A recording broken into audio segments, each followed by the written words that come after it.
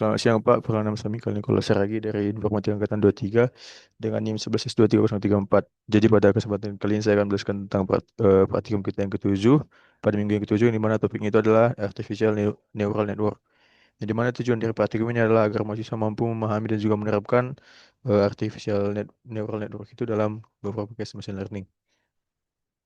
Jadi sini akan ada dua modul. Yang pertama itu kita suruh untuk memindahkan semua code yang ada pada modul yang pertama ke untuk kita kerjakan. Lalu yang kedua nanti sini akan ada dua tugas yang dimana nanti kita melakukan eksperimen untuk 24 24 20 24 data training. Nah, jadi yang pertama di sini kita disuruh untuk membuat data sampel yang dimana sini ada 1000 sampel dan juga ada 10 fitur di mana sini ada dua kelas dan juga ada 42 random state. Nah, nanti kita akan mengubahnya ini ke dalam data frame untuk kemudahan inspeksi. Nah, nanti sini kita bisa kita lihat di mana itu ada bentuk datanya itu yang bentuk data X-nya itu ada 1000. Nah, ini adalah contoh 15 pertama daripada datanya. Yang di mana di sini bisa kita lihat ada fitur 0, 1, 2 sampai yang ke 9. Lalu di sini untuk target itu ada 0 sampai ada 5 15 yang pertama. Lalu sini kita bisa lihat ada distribusi kelasnya itu yang di mana eh, yang ada 501 dan juga ada 499. Lalu yang selanjutnya sini ada code yang mana fungsinya untuk membagi dataset dan melakukan persekalian fitur sebagai tahap eh, pre-processing sebelum pelatihan modelnya. Di mana nanti datanya itu akan menjadi dibagi 80% eh 80% untuk data training atau data latihnya, data sampelnya, dan juga ada 20% untuk data ujinya atau data sampelnya. Nah, jadi sini kita akan menggunakan training test split dengan random state itu tadi 42 yang kita definisikan di sini.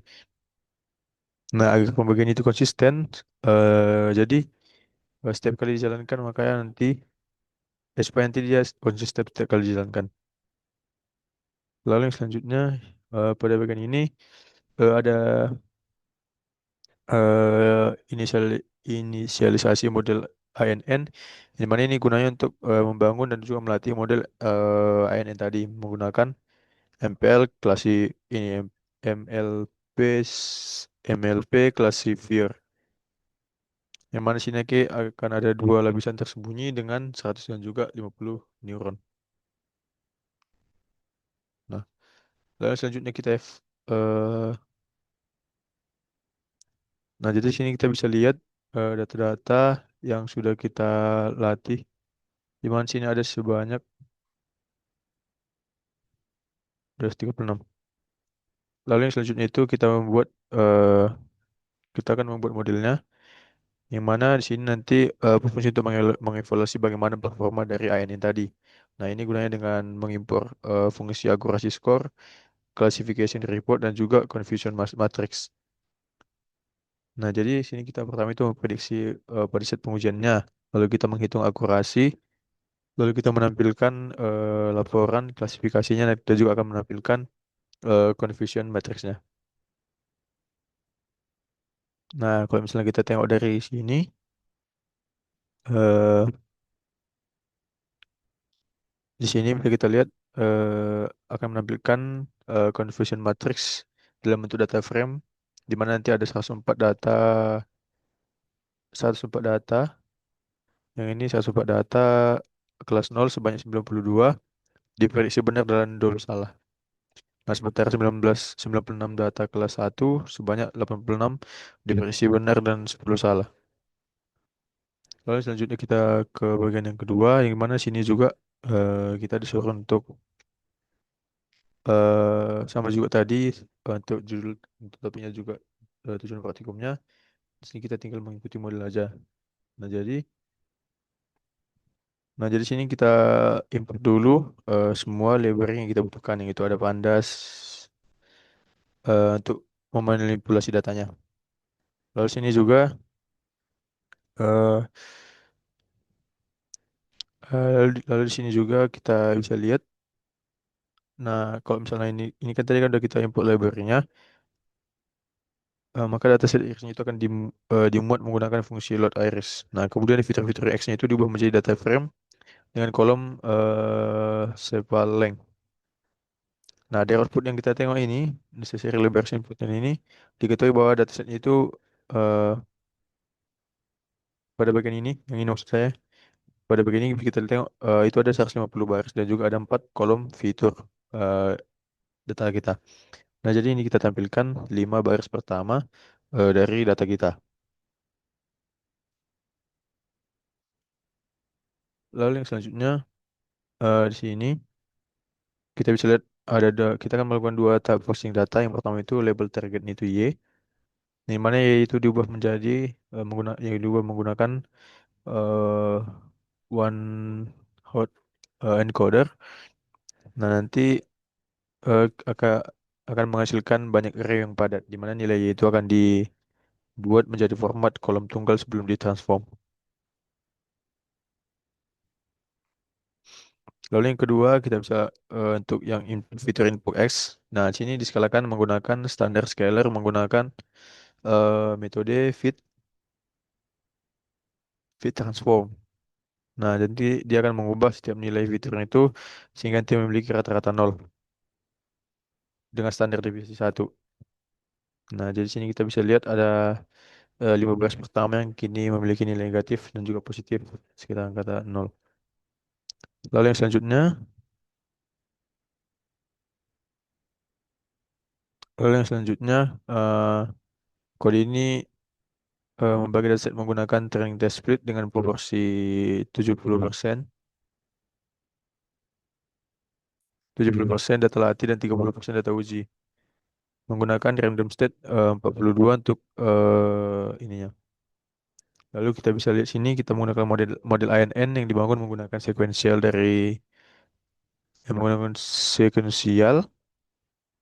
Nah, jadi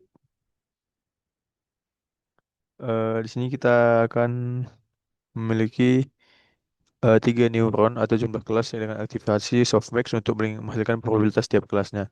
Nanti model ini akan dikompilasi menggunakan optimizer eh, yang sesuai dengan klasifikasi kita. Nah, dengan total parameter yang dapat dilatih sebanyak 50 tambah 50 tambah 88 tambah 27, maka akan ada 165 parameter seperti yang ditampilkan pada ringkasan model ini.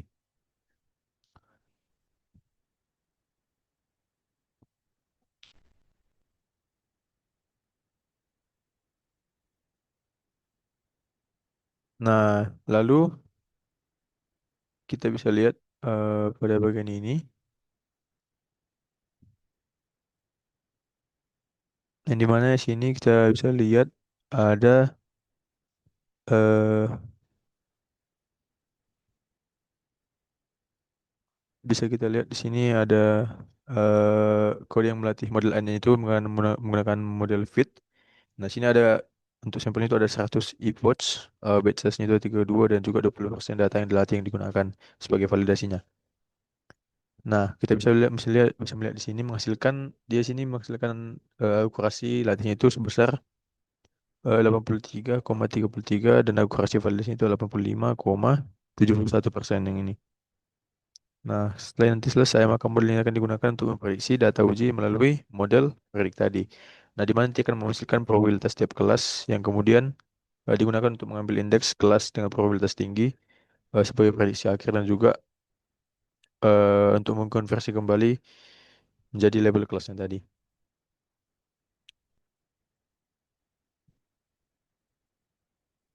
Lalu yang selanjutnya,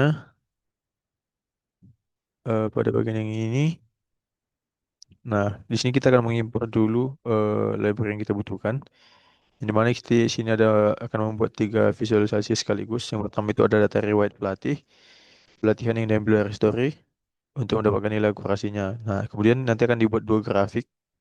Nah, ini sini grafiknya akan dibuat dua grafik yang berdampingan, eh, yang berdam yang berdampingan dalam satu figur berukuran 12,5. Nah, grafik yang kiri ini dia menampilkan data training dan juga validation akurasinya yang ini. Nah, dengan baris yang merah ini untuk akurasi latih dan biru untuk akurasi yang validasinya. Nah, sedangkan grafik yang kanan menampilkan training dan juga validasi loss dengan warna yang sama. Nah, dari grafik ini bisa kita lihat bahwa akurasi data latih itu atau yang merah itu tadi bisa terus meningkat secara konsisten hingga mendekati 100 hingga mendekati 100 epoch. Nah, sementara akurasi yang biru itu tadi cenderung dia lebih nggak labil, ya lebih tidak stabil, namun keduanya menunjukkan tren yang juga meningkat. Lalu yang selanjutnya kita bisa lihat di sini.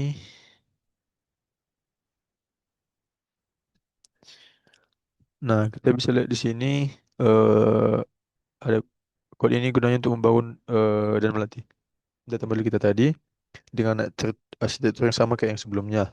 Nah, di mana sini akan ada tiga layar dense dengan 10 neuron. Nah, akan ada juga 8 neuron dan juga 3 neuron sebagai outputnya. Nah, ini akan dikompilasi dengan optimizer Adam dan Loss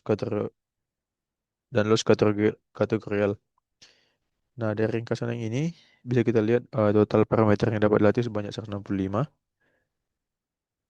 yaitu dari 50 tambah 88 tambah 27. Nah, dengan ukuran itu ada 600 byte dan ini 660 byte dan tidak ada parameter yang tidak dapat dilatih. Nah, kemudian model ini dilatih kembali menggunakan model fit dengan 100 epoch batch size 32 dan juga validation speed 0,2. Nah, ini akan menghasilkan peningkatan performa yang signifikan dibandingkan percobaan yang sebelumnya. Nah, kalau bisa kita lihat di sini ada dua tugas. Yang pertama kita itu lakukan praktik dengan membuat semua code yang dikirim dalam file IPYNB sesuai deadline tertulis. Jadi kita kan sudah kita buat di sini. Lalu pada tugas yang kedua ini kita akan melakukan eksperimen sebagai eh, eksperimen di mana sini ada contohnya untuk data yang pertama. Ini sebenarnya data yang tadi. Nah, kita akan mencoba sampai 24 eh kita akan mencoba 24 data ini. Nah, jadi dari tabel ini kita akan menyimpulkan apakah hubungan keterkaitan yang dapat dari nilai training dan juga nilai validation akurasinya. Apakah dia semakin tinggi kalau apakah nilai EPOS itu semakin naik hasilnya jika dari training dan validationnya atau bagaimana? Nah, jadi di sini sudah kita kerjakan tuh pada bagian ini. Di mana di sini mulai yang ini data yang kedua, ketiga, keempat sampai ke data yang ke-22.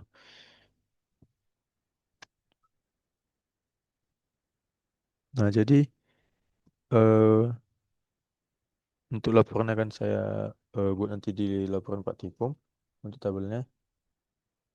Nah, jadi dari 24 eksperimen ini eh, saya dapat simpulkan beberapa hubungan keterkaitan antara parameter yang ada. Yang pertama itu eh, secara umum semakin banyak eposin yang digunakan, maka semakin tinggi juga nilai training dan juga nilai training akurasi maupun validation akurasi yang dihasilkan. Lalu yang kedua, eh, terkait pengaruh batch size, eksperimen dengan size yang 32, yang ini